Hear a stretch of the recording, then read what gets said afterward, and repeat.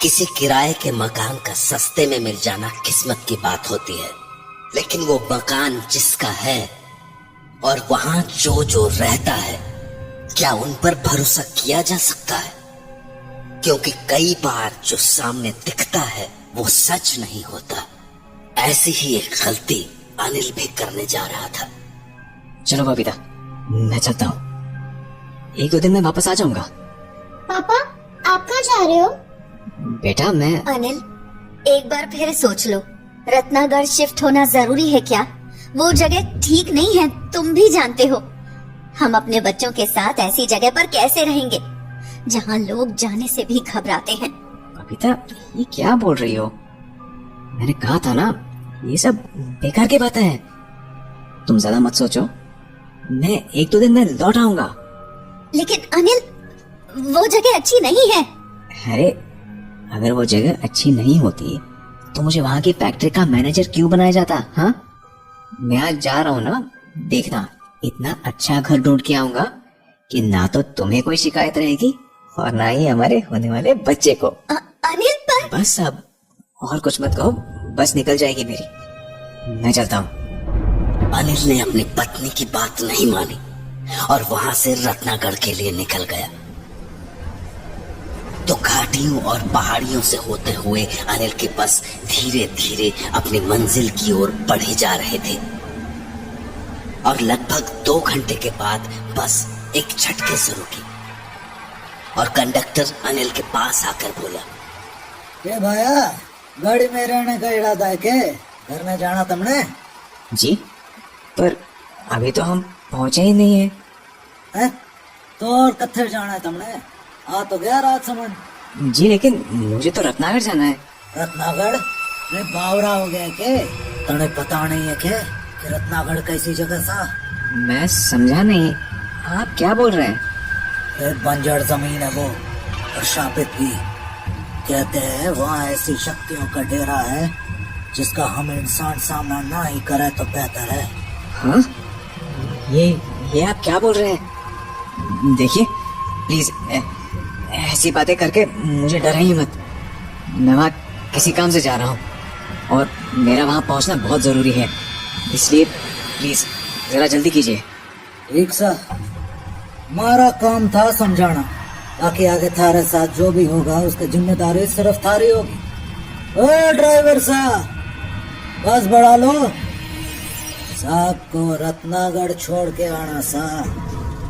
उसके बाद वो बस तीखे पहाड़ी रास्तों से होती हुई रत्नागढ़ की ओर चल पड़ी और थोड़ी ही देर में वो वहां पहुंच भी गई। भाया, आ गया रत्नागढ़। मैं तो अब भी कहूँ कि आज रात राजसमंद में काट ले, यहाँ सुबह आ जाना। बस वैसे भी वापस राजसमंद ही जावेगी तो छोड़ते चलेंगे तुम्हें। जी नहीं, थैंक यू, पर मैं यहीं उतर जाऊंगा। ठीक सा, जैसी थारी मर्जी, ईश्वर थारी रक्षा करे। तो उसके बाद अनिल वहीं उतर गया और वो बस लौटकर वापस राजसमंद चले गए। बस के जाते ही हर तरफ अंधेरा सा छा गया।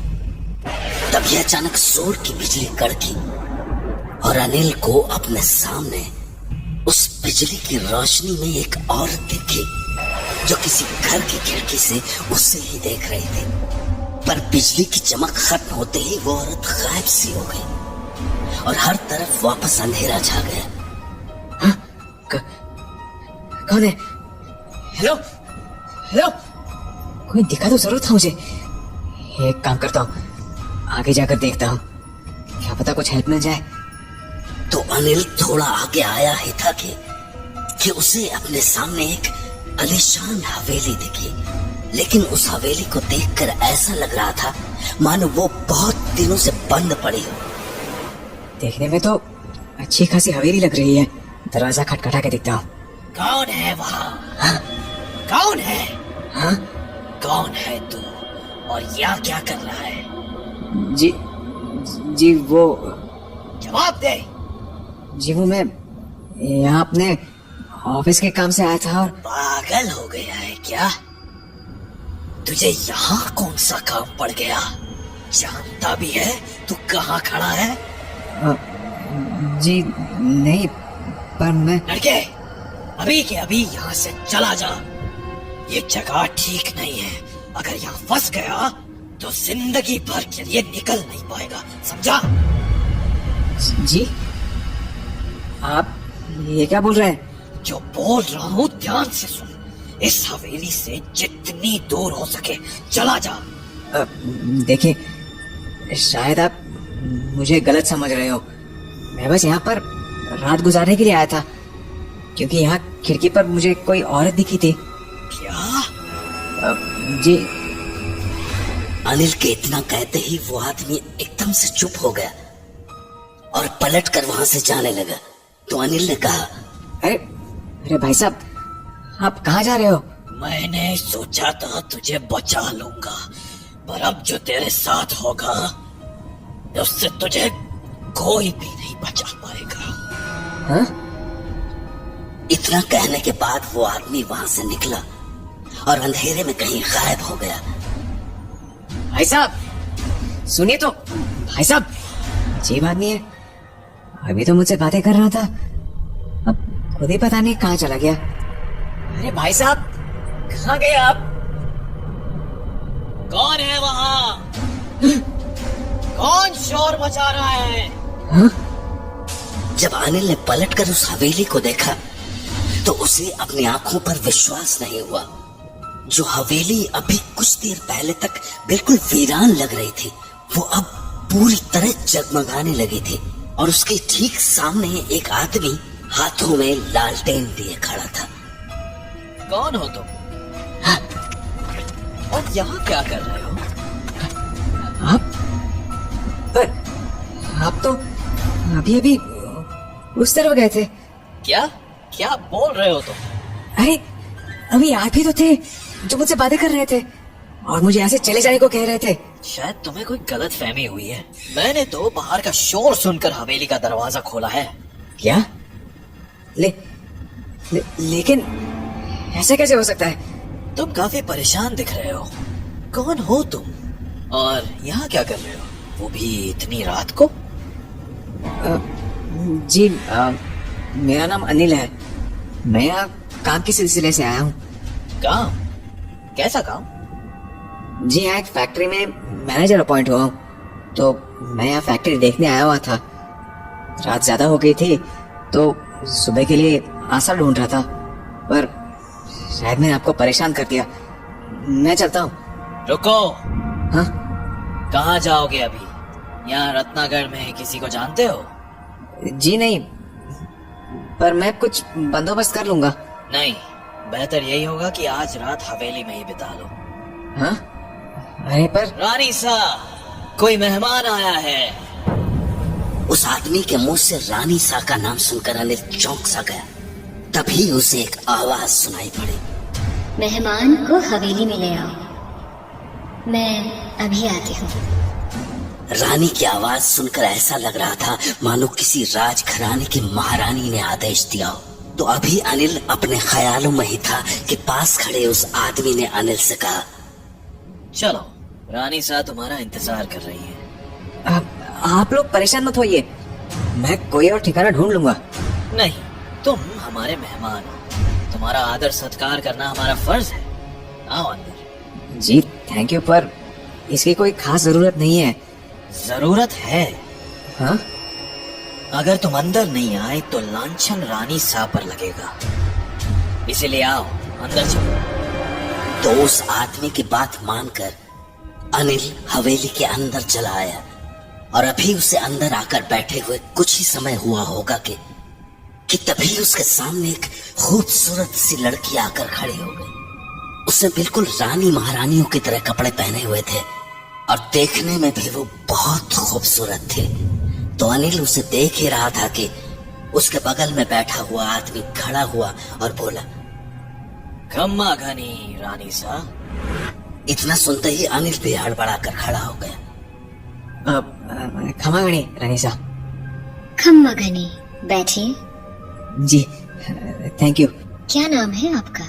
जी मैं अनिल। माफ कीजिएगा, इतनी रात को आप लोगों को परेशान कर दिया। कोई बात नहीं, दरवाजे पर आया हर कोई मेहमान ही होता है, चाहे वो इंसान हो या कोई और। जी रहने दीजिए, आप नहीं समझेंगे। खैर, कहिए, हमारे रत्नागढ़ में कैसे आना हुआ? जी वो दरअसल मेरी कंपनी ने मुझे रत्नागढ़ की फैक्ट्री का मैनेजर बनाया है, तो बस यहाँ फैक्ट्री देखने चला आया। अरे वाह, ये तो बहुत ही अच्छी खबर है। महेंद्र, जाओ और हमारे मेहमान के लिए रात के खाने का इंतजाम करो।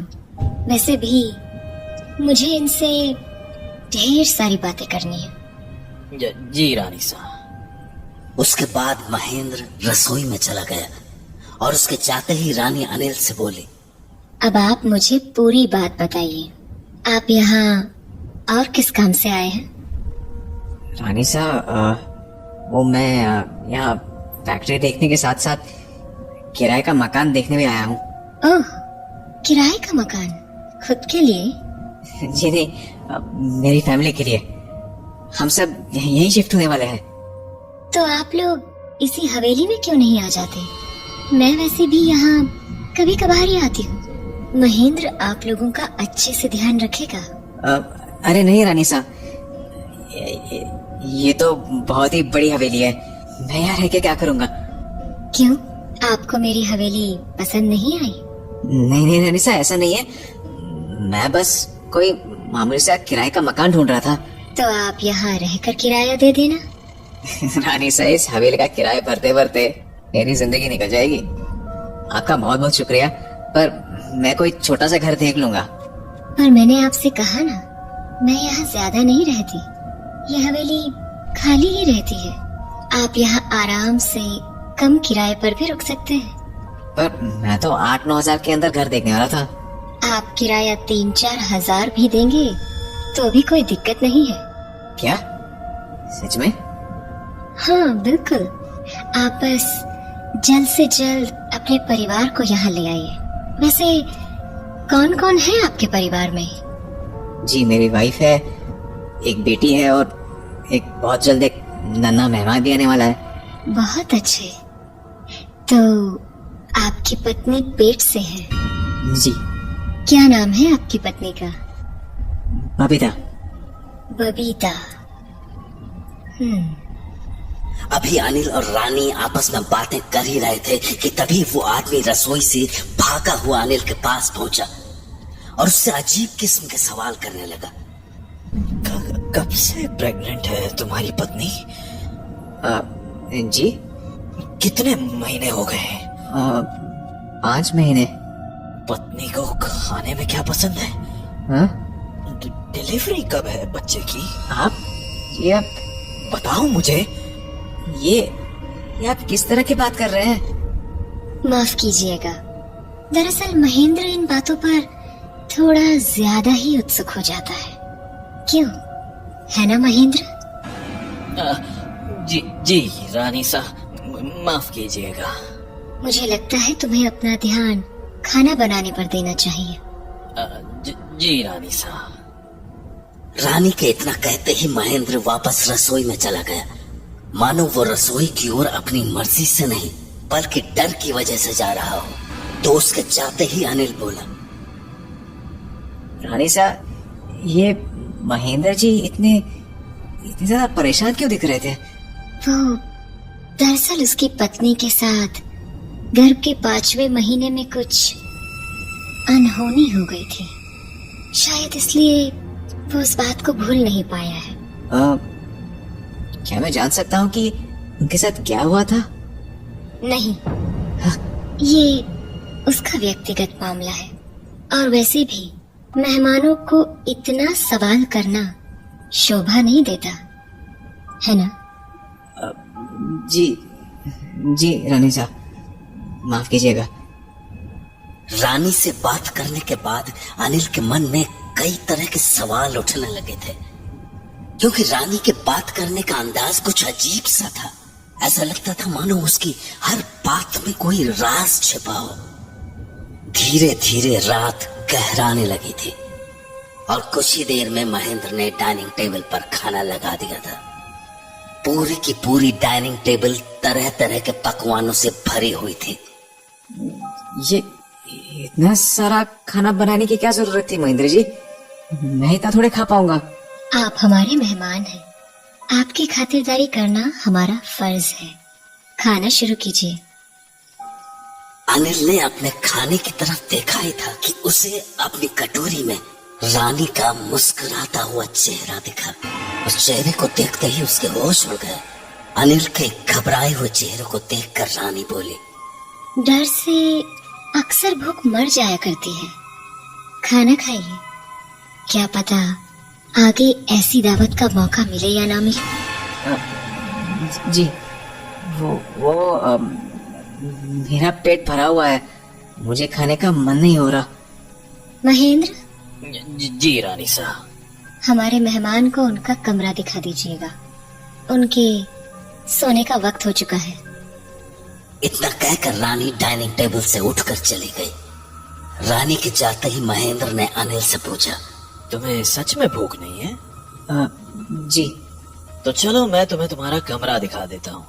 दरअसल मैं सोच रहा था कि मैं हवेली के बाहर ही रुक जाऊंगा। आप लोगों को तकलीफ देना अच्छा नहीं लग रहा मुझे। रानी साहब का आदेश है, तुम मेहमान हो, तुम्हें हवेली में बुलाने के बाद ऐसे नहीं छोड़ सकते। आ जाओ, कमरा दिखा दो। महेंद्र के बात को अनिल मना नहीं कर पाया और वो उसके साथ एक कमरे में चला आया। कमरा काफी बड़ा था। सामने एक बड़ा सा बिस्तर था और उसके ठीक पीछे एक बड़ी सी खिड़की थी जिस पर खूबसूरत पर्दे लगे हुए थे। कमरे में आने के बाद महेंद्र ने एक पानी की बोतल को बेड के सिरहाने रखते हुए कहा, आज रात यहीं आराम कर लो और कोई भी जरूरत हो तो सामने का दरवाजा खटखटा देना। मैं वहीं सोता हूँ। ध्यान रहे, मुझे आवाज मत लगाना वरना रानी साहब जाग जाएंगी। जी ठीक है।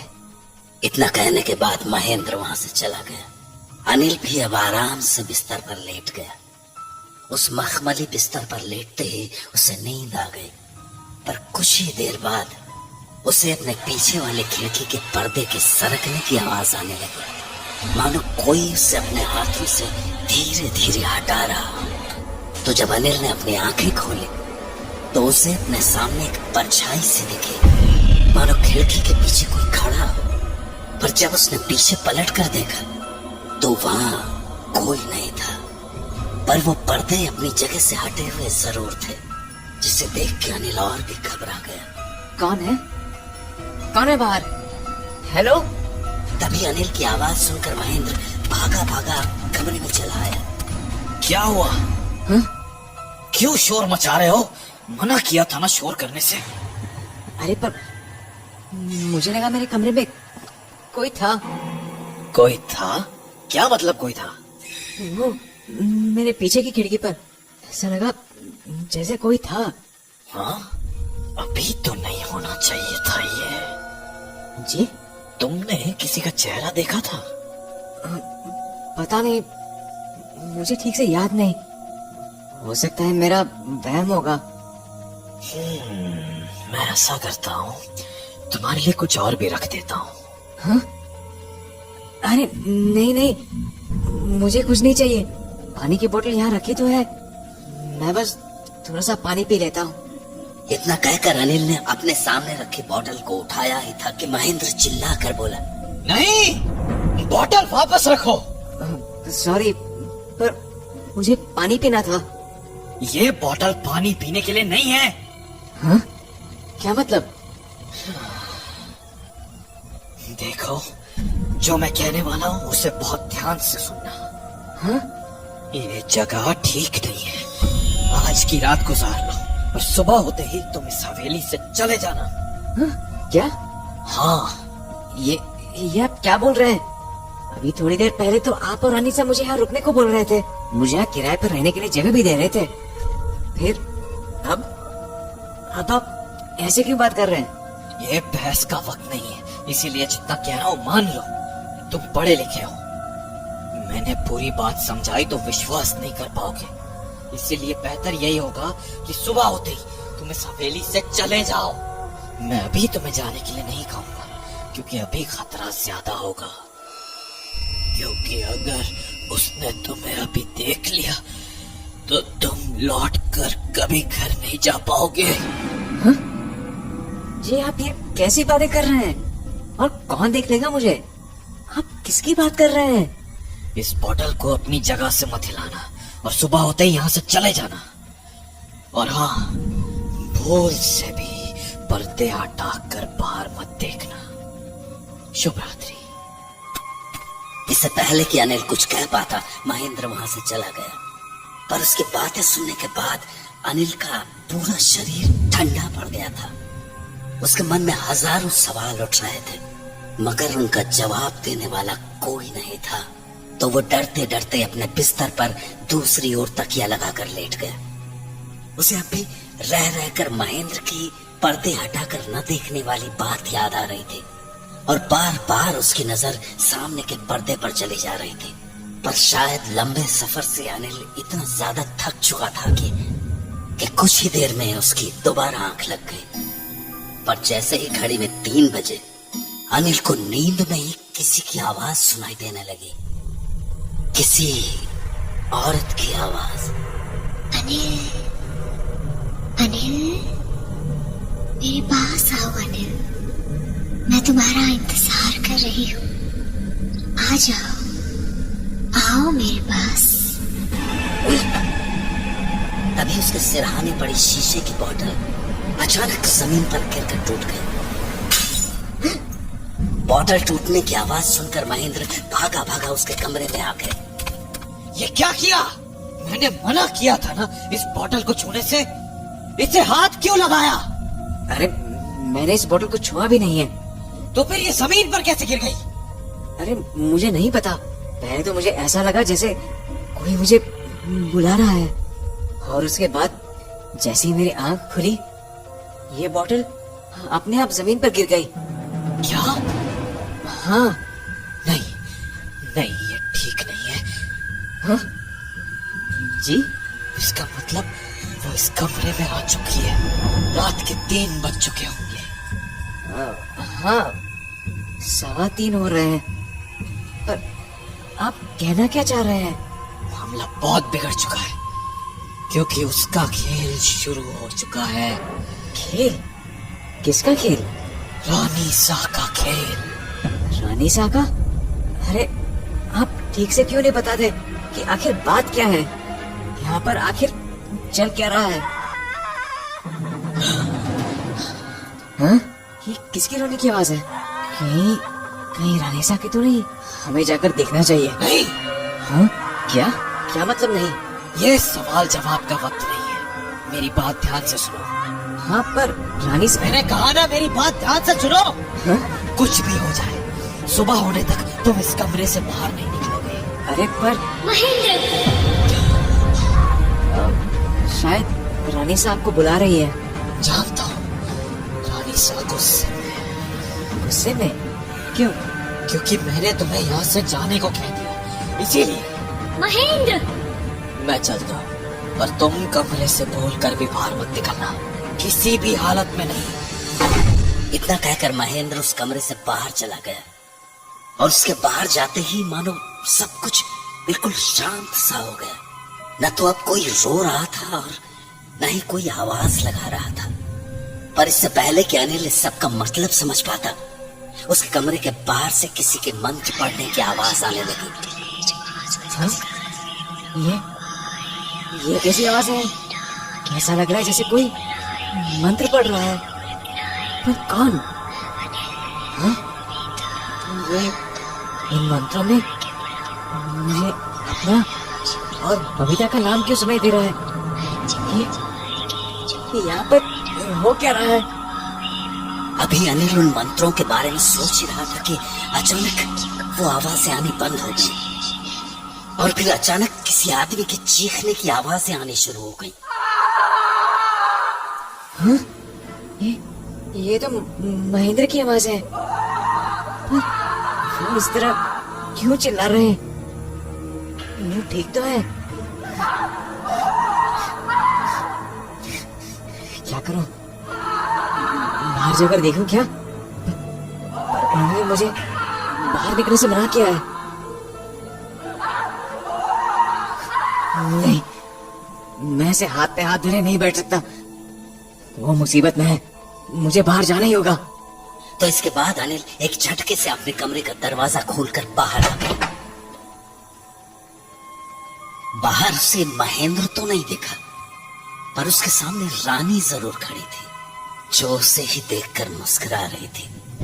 महेंद्र ने बाहर निकलने से मना किया था ना, फिर भी आप बाहर आ गए। चलिए, अब आप भी हमेशा यहीं रहेंगे। अनिल को जब तक रानी की कही बात समझ आती, उसे अपने बगल से महेंद्र की आवाज आई। तुम कमरे के बाहर क्या कर रहे हो? मना किया था ना बाहर निकलने से। अरे पर मुझे आपके जोर जोर से चीखने की आवाजें आ रही थी, इसलिए वो मैं नहीं था। हाँ? तो फिर कौन था? तुम ये बातें छोड़ो और मुझे ये बताओ कि कमरे से बाहर आकर तुमने किसी को देखा तो नहीं था ना? हाँ, देखा था ना। रानी साहब अभी यही थी। क्या? हाँ, पर इसीलिए मैंने तुम्हें कमरे के अंदर रहने को कहा था। ये ठीक नहीं हुआ, बिल्कुल ठीक नहीं हुआ। पर हुआ क्या? कुछ नहीं, तुम अंदर कमरे में जाओ, सुबह मिलते हैं। उसके बाद अनिल ने कुछ नहीं कहा और अपने कमरे में जाकर सो गया। उस रात और कुछ भी नहीं हुआ। पर अगली सुबह जब अनिल रानी से मिला तो उसने कहा, उम्मीद है आपको अच्छे से नींद आई होगी। जी। तो कहिए, आप अपने परिवार को यहाँ कब लेकर आ रहे हैं? जी, मैं आज वापस जाऊंगा तो कल उन्हें लेकर यहाँ आ जाऊंगा। आपका जाना जरूरी है? हाँ, मैं उन्हें लेकर कैसे आऊंगा? आप चाहे तो गाड़ी हम भिजवा देते हैं, वो खुद ब खुद यहाँ आ जाएंगे। थैंक्स, पर मुझे घर का सामान भी साथ लाना होगा। अरे, सामान की क्या जरूरत है? इस पूरी हवेली में जो कुछ भी है आप ही का तो है। थैंक यू सो मच, पर शायद हमें कुछ सामान तो लाना ही पड़ेगा। मैं चलता हूँ। नहीं, आप ऐसे नहीं जा सकते। हाँ? मतलब? मेरी हवेली से कोई खाली हाथ नहीं जाता। ये मेरी तरफ से। जी, ये कुछ नहीं, बस आपके और आपकी पत्नी के लिए एक छोटा सा तोहफा है। अंगूठी और सिंदूर की डब्बी, पर इसकी क्या जरूरत थी रानी साहब? देने को तो मैं सोने की अंगूठी और हार भी दे सकती थी, पर मुझे पता है कि आप खुददार आदमी हैं, इसलिए एक मामूली सी चांदी की अंगूठी ही भेंट की है। पहनेंगे ना इसे आप? जी, जी रानी साहब। तो पहनिए ना। जी, अच्छी है। मुझे खुशी हुई कि आपको अंगूठी पसंद आई। आपकी पत्नी को तो मैं अच्छे से नहीं जानती हूँ, इसलिए उनके लिए बस एक सिंदूर की डिब्बी दी है। उनसे कहिएगा कि यहाँ आते हुए इसे लगाकर जरूर आएं। जी, ठीक है रानी साहब, आपका बहुत शुक्रिया। अब मैं चलता हूँ। जरूर, जल्दी लौटिएगा, मैं आपका इंतजार करूंगी। जी, जी रानी साहब। हवेली से निकलने के बाद अनिल राजसमंद पहुंचा और वहां से घर जाने के लिए उसे वो ही बस मिली जिससे वो रत्नागढ़ आया था। अनिल अपनी सीट पर बैठा ही था कि तभी बस के अंदर एक बुढ़िया घुसी और वो कंडक्टर उस पर चिल्लाने लगा। अरे बुढ़िया, तू फिर आ गई? मना किया ना तुझे बस में चढ़ने से, किराया तू दे ना सके, बस फालतू में बस में चढ़े जावे। अरे अब तो छोड़ दे अपने बेटे को ढूंढना, छोड़ के चला गया वो तुझे। ऐसा मत बोल, वो मुझे छोड़ के कहीं नहीं जाएगा। अच्छे से जानती हूँ मैं कि वो कहाँ है, बस अब वो मेरे पास लौट नहीं पा रहा है। हाँ, तेरी ये कहानी सुन के थक गया सू मैं। जा अंदर जाकर बैठ जा। कंडक्टर के इतना कहते ही वो बुढ़िया धीरे कदमों से चलती हुई अनिल के बगल वाली सीट पर आकर बैठ गई। अनिल उस बुढ़िया को देख ही रहा था कि तभी कंडक्टर ने उससे कहा, हे भाया, लौट आए रत्नागढ़ से? हो गया थारा जरूरी काम? जी हो गया। उसके बाद कंडक्टर कुछ नहीं बोला, पर रत्नागढ़ का नाम सुनते ही वो बुढ़िया एकदम से अनिल की तरफ मुड़ गई। तू रत्नागढ़ से आ रहा है? जी। तुझे वहाँ मेरा बेटा मिला था क्या? बेटा? अम्मा, मुझे कैसे पता होगा आपके बेटे के बारे में? मैं तो पहली बार गया था रत्नागढ़। वही रहता है सालों से। ओह, पता नहीं अम्मा, मैं नहीं जानता। तू रत्नागढ़ में कहाँ रुका था? वो हवेली है ना, रानी सा की, वहीं पर। हवेली? जी। फिर तो तूने मेरे बेटे को देखा होगा ना? वो उसी हवेली में तो रहता है। हाँ? कहीं आप महेंद्र की बात तो नहीं कर रही? हाँ, वही तो है मेरा बेटा। कैसा है वो? 10 साल से उसका चेहरा नहीं देखा मैंने। अरे क्यों? वो आपसे मिलने नहीं आया? नहीं, 10 साल हो गए, पर मेरा महेंद्र उस हवेली से कभी लौटा ही नहीं। 10 साल? पर इतने सालों में वो आपसे मिलने क्यों नहीं आया? मुझे पता नहीं बेटा। जाते वक्त अपने साथ अपनी बीवी को भी ले गया था वो भी तब जब से वो पेट से थी। मैंने बहुत समझाया था उसे, पर उसने मेरी एक बात नहीं मानी और वहाँ जाते ही मेरी बहू खत्म हो गई। रह गया तो बस मेरा बेटा महेंद्र, अकेला। फिर भी कभी मेरे पास वो लौट कर नहीं आया। न जाने ऐसा क्या लगाव हो गया है उसे उस खाली हवेली से। खाली हवेली? हाँ, हवेली वीरान ही तो है। महेंद्र के अलावा कोई नहीं रहता है वहाँ। अरे नहीं, रानी सा भी रहती है वहाँ। मैं तो खुद उनसे मिलकर आ रहा हूँ। अब मुझ बूढ़ी को ज्यादा नहीं पता है बेटा। मैं तो वही बोलती हूँ जो लोग कहते हैं। मुझे तो बस अपने बेटे की चिंता लगी रहती है। उस बुढ़िया की बातें सुनकर अनिल को दुख तो हुआ, पर वो इस मामले में ज्यादा कुछ कर भी नहीं सकता था। इसलिए उसने अपनी आंखें बंद की और घर पहुंचने का इंतजार करने लगा। उस शाम घर पहुंचकर जब अनिल ने अपनी पत्नी से रत्नागढ़ चलने के लिए कहा तो वो बोली, पर इतनी जल्दी क्या है? आपने तो अभी तक फैक्ट्री भी नहीं देखी है। अरे फैक्ट्री तो मैं वहाँ जाने पर ही देख लूंगा। वो तो मेरी कंपनी की ब्रांच है, उसकी चिंता क्यों करती हो? वैसे भी मैं रत्नागढ़ अपनी फैक्ट्री देखने थोड़ी गया था। मुझे तो हमारे लिए एक अच्छा सा घर ढूंढना था और थैंकफुली मुझे मिल भी गया। तुम्हें अंदाजा भी नहीं है कि वो घर कितना सुंदर है बबीता। घर नहीं, हवेली है वो, हवेली। ऊपर से किराया भी इतना कम है। मैं इतने अच्छे घर को हाथ से जाने नहीं देना चाहता हूँ। लेकिन ऐसे अचानक कैसे चले जाएं? इतना सामान भी तो है। अरे हमारे काम का सब कुछ है वहाँ, और अगर कुछ जरूरत पड़ी तो यहाँ से शिफ्ट करवा लेंगे। पर बबीता ज्यादा सोचो मत। ऐसे अनजान शहर में इतने अच्छे घर का मिल जाना बहुत किस्मत की बात होती है। और तो और वहाँ तुम्हारी भी बहुत ज्यादा मदद हो जाएगी। मतलब? अरे हमारे साथ रानी सा का वो आदमी भी तो रहेगा ना, महेंद्र। जब तुम्हें बेबी होगा तो घर के सारे काम वो देख लेगा, इसलिए तुम बिल्कुल रिलैक्स हो जाओ। पता नहीं अनिल, मुझे एक अजीब सी घबराहट हो रही है। मैंने रत्नागढ़ के बारे में कभी भी अच्छी बातें नहीं सुनी है। पता नहीं वहाँ जाना ठीक भी होगा या नहीं। अरे बबीता, तुम अब भी इन सब अफवाहों के चक्कर में पड़ी हो। जब मैं खुद वहाँ जाकर देख चुका हूँ तो फिर दिक्कत क्या है? चलो अब जल्दी से निकलते हैं, नहीं तो रात ज्यादा हो जाएगी। अच्छा, वहाँ पे जो रानी सा थी ना, उन्होंने ये सिंदूर दिया है तुम्हारे लिए, इसे लगा लेना। क्यों? लगाने की क्या जरूरत है? अरे समझो ना, रानी सा है वो, मकान मालकिन है। उनका मान रखने के लिए सिंदूर लगा ही लोगे तो तुम्हारा क्या जाएगा? लगा लो, उन्हें भी अच्छा लगेगा। अब चलो जल्दी करो, हमें निकलना होगा। हाँ, मैं आती हूँ।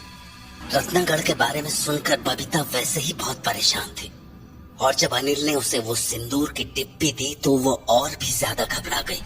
इसीलिए वो सीधी ही अपने घर के मंदिर के पास चली आई और उस सिंदूर की डिब्बी को बजरंगबली के चरणों में रखते हुए बोली, हे बजरंगबली, रत्नागढ़ से आई किसी भी चीज को मैं अपने पास नहीं रख सकती, इसलिए मैं ये आपके चरणों में समर्पित कर रही हूँ। वैसे भी मैं बस आपके नाम का ही सिंदूर लगाती हूँ। मैं आपके पास से अपने परिवार के लिए ये कलावा लेकर जा रही हूँ, आप हमारी रक्षा करना। तो उसके बाद बबीता वापस कमरे में आई और तनु की कलाई पर भी वो धागा बांध दिया। पर जैसे ही वो कलावा लेकर अनिल के पास पहुंची, बबीता, ये सब क्या कर रही हो तुम? वहाँ जाकर ये सब कर लेना। अभी जल्दी निकलते हैं प्लीज। अरे लेकिन अनिल। इससे पहले कि बबीता कुछ कह पाती, अनिल जल्दबाजी में घर से निकल गया और उसके पीछे पीछे बबीता और तनु को भी आना पड़ा। तो अगले कुछ ही घंटों में वो लोग रत्नागढ़ की उसी हवेली के सामने पहुंच गए जिसके बारे में अनिल ने उन्हें बताया था। पर हवेली के सामने आते ही बबीता के कदम मानो जम से गए। बबीता, क्या हुआ? आओ अंदर चलो, देखो कितनी सुंदर हवेली है। रानी सा हमारा इंतजार कर रही होंगी। हाँ मम्मी, चलो ना। नहीं, मुझे कुछ अजीब लग रहा है। अजीब? क्या अजीब? पता नहीं, पर मुझे ये जगह ठीक नहीं लग रही। मुझे नहीं लगता हमें अंदर जाना चाहिए। कैसी बातें कर रही हो बबीता? अच्छी खासी हवेली है, चलो ना अंदर चलते हैं। नहीं, मैं और तनु कहीं नहीं जाएंगे। हम वापस घर लौट रहे हैं। चलो मेरे साथ। कैसी बातें कर रही हो बबीता? अब तो ऐसी बातें मत करो प्लीज, जल्दी से अंदर चलो वरना ठंड बढ़ जाएगी। मैंने कहा ना, मुझे सही नहीं लग रही है ये जगह। और सबसे पहले तो तुम वो कलावा बांधो। अरे बबीता, तुम रानी सा। तो आप आ गए, अंदर आ जाइए और अपने परिवार को भी लेते आइए। जी रानी सा, मैं तो कब से कह रहा हूँ अंदर चलने को, ये मान ही नहीं रही है। ऐसा अक्सर ही होता है। आप भी जब पहली बार आए थे तो अंदर आने से घबरा रहे थे, पर क्या है ना, थोड़ी जोर जबरदस्ती करो तो लोग अंदर आ ही जाते हैं। और एक बार किसी ने अंदर आने का मन बना लिया तो उसे इस हवेली से लगाव हो ही जाता है। खैर, मैं आप लोगों का इंतजार करूंगी। उम्मीद है अनिल आपको हमारे पास ले ही आएंगे। खम्मा घने। उसके बाद रानी वहाँ से चली गई, पर उसके जाते ही अनिल की अंगूठी में एक अजीब सी रोशनी सी हुई और वो मानो पागल सा हो गया। ए, चल अंदर, हम रानी से को और इंतजार नहीं करा सकते। अनिल, ये तुम कैसी बातें कर रहे हो? बोला ना अंदर चल। पापा, आप गुस्सा क्यों हो रहे हो? सवाल करना बंद कर, अंदर चल चुपचाप। नहीं, हम कहीं नहीं जाएंगे। ठीक है, तुम ऐसे नहीं मानेगी, मुझे दूसरे तरीके अपनाने होंगे। अनिल, क्या कह रहे हो तुम? तू अंदर आने से मना कर रही है ना, पर अपनी बेटी के पीछे पीछे तो तू भागी भागी आएगी। चल रे लड़की, हमें हवेली में जाना है। हाँ पापा, तनु कहीं नहीं जाएगी। ऐसे कैसे नहीं जाएगी? अभी घसीट कर ले जाऊंगा मैं इसे अंदर। अनिल नहीं, ये क्या बोल रहे हो? हे बजरंग बली, रक्षा करो। ए लड़की, चल। अनिल ने तनु का हाथ पकड़ा ही था कि एक जोर की बिजली कड़की और अगले ही पल अनिल जमीन पर अपने हाथ को पकड़कर बैठ गया। अनिल, पापा क्या हुआ? ये तुम ठीक नहीं कर रही हो, बिल्कुल ठीक नहीं कर रही हो। तुम रुको, तुम्हें रानी से ही ठीक करेंगी। मैं उन्हें बुला कर आता हूँ। इतना कहते ही अनिल भागता हुआ हवेली के अंदर चला गया और बबीता और तनु उसे एक टक देखते रह गए। मम्मी, ये क्या हो रहा है पापा को? वो इतने गुस्से में क्यों है? और वो अकेले अंदर क्यों चले गए? इससे पहले कि बबीता कुछ बोल पाती, उन्हें हवेली के अंदर से अनिल की जोरों की चीखने की आवाजें आने लगी।